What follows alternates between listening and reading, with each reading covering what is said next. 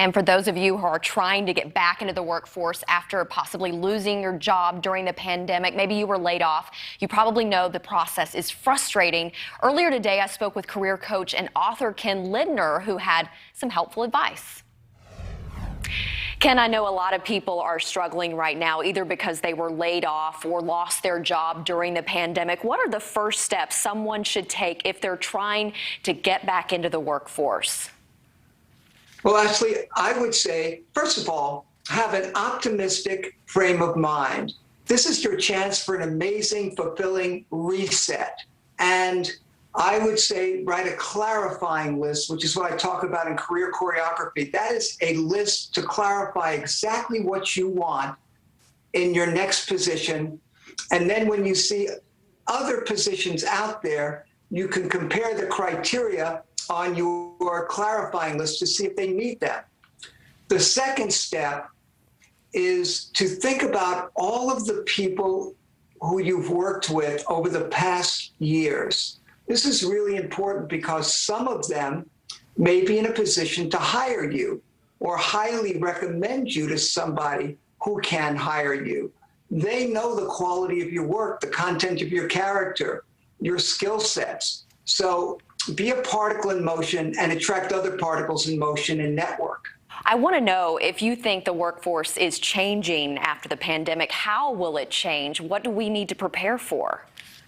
Well, I think we should all be astute, niche, void, and need identifiers, because there's so many new needs out there. I mean, look at this, we're doing a Zoom interview. A few years ago, I would have been flying to see you in person. But so Zoom has taken over, and other apps, the meeting platforms. And look at all of the delivery services. What you have to do, I believe, is do your homework, try to be ahead of the curve and see what is coming, and make yourself totally relevant and ready to assume that change. Are people pursuing more passion projects right now as careers? Are we seeing that? Is this a good time to maybe take advantage of that? You talked about resetting your career.